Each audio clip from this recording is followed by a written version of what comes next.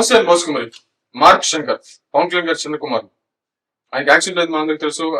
అగ్ని ప్రమాదం జరిగింది. ఇప్పుడు ఆయన కోలుకున్నారు, ఇండియాకి తీసుకొచ్చారు అప్పట్లోని.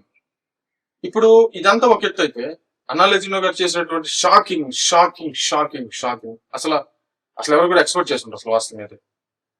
పవన్ కళ్యాణ్ గారు సత్యమని అన్నాలెజినో గారు తిరుమల వెళ్లి మొక్కు చెల్లించుకున్నారు. గుండు తలనీలాలు అర్పించారు.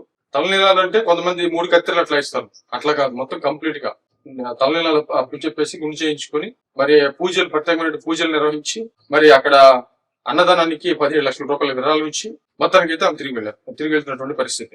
అంటే ఇది మామూలు షాక్ కాదు అసలు వాస్తవంగా. నాకు తెలిసినంత వరకు నా జీవితంలో నేనైతే మాత్రం మామూలుగా లేడీస్ తిరుపతి వెళ్ళి తలాలు ఇచ్చి గుండు చేయించుకునేటువంటి వాళ్ళు నేను చూసాను, కానీ ఏ సెలబ్రిటీని కూడా నేను చూడలేదు ఇంతవరకు. ఏ సెలబ్రిటీని కూడా, సెలబ్రిటీ కావచ్చు, సెలబ్రిటీ భార్యలు కావచ్చు, పెద్ద పెద్ద రాజకీయ నాయకులు కావచ్చు, సీఎంలు కావచ్చు, పిఎంలు, ఎవరైనా సరే, పెద్ద పెద్ద సెలబ్రిటీ హీరోలకు సంబంధించినటువంటి భార్యలు ఎవరైనా సరే, కూతుర్లు కానీ ఎవరైనా, తిరుపతిలో మామూలుగా ఏ చరిత్రలో ఉండేమో నాకు తెలియదు, మామూలుగా ఉండేటువంటి వ్యక్తులు ఇవ్వటం నేను చూశాను, లేడీస్ ఇవ్వటం చూశాను నేను. కానీ ఒక సెలబ్రిటీ హోదాలో ఉండి ఆమె వచ్చి, ఎందుకంటే మామూలుగా డైరెక్ట్ గా వెళ్ళిపోయి తలనీలాలు ఇచ్చేసి క్యాప్ ఏదో పెట్టేసుకొని మామూలుగా ఇంటికి వెళ్ళిపోయి అది ఎప్పుడో మళ్ళీ పెరిగిన తర్వాత బయటికి రావడం అనేది అది వేరే సెక్షన్. కానీ డైరెక్ట్ గా అసలు ఎలాంటి నామోషికి వెళ్లకుండా గుండు చేయించుకొని దాంతోనే తిరుగుతూ ఆమె చేసినటువంటి విధానం నిజంగా అసలు చప్పట్లు కొట్టాలి అసలు వాస్తవంగా చెప్పాలంటే. ఏ లేడీ కూడా, ఏ సెలబ్రిటీకి సంబంధించినటువంటి లేడీ కూడా, ఏ సెలబ్రిటీకి సంబంధించినటువంటి భార్యలు ఎవరు కూడా ఇంతవరకు తిరుపతిలో తలనీలాలు ఇచ్చారనేటువంటి విషయం అయితే నేను వినలేదు, ఇంతవరకు నేను చూడలేదు. మరి ఏదన్నా అంతర్గతంగా ఏదైనా జరిగినాయేమో తెలియదు. నాకు తెలిసి ఇది దేశం మొత్తం ఇప్పుడు ఒక రకంగా చెప్పండి చర్చకి దాటిసినటువంటి పరిస్థితులు ఉన్నాయి. పారిస్ లో కూడా మాట్లాడుకోవచ్చు నాకు తెలిసినంత వరకు. అంటే ఇప్పుడు మార్క్ శంకర్ గారికి ఆరోగ్యం బాగుపడాలి, ఆ పెద్ద ఆరోగ్యం బాగుపడాలి అని మరి చేసినటువంటి ఈ పని అసలు నిజంగా అద్భుతం. అసలు ఇంకా మాట్లాడలేదు.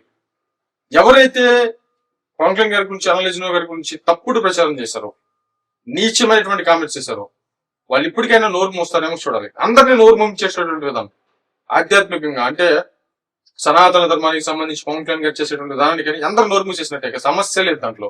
వాళ్ళిద్దరు ఏదో విడిపోయారని ఎలక్షన్స్ ముందు ప్రచారం చేశారు విపరీతంగా, తట్టుకోలేనంత విపరీతంగా ప్రచారం చేశారు.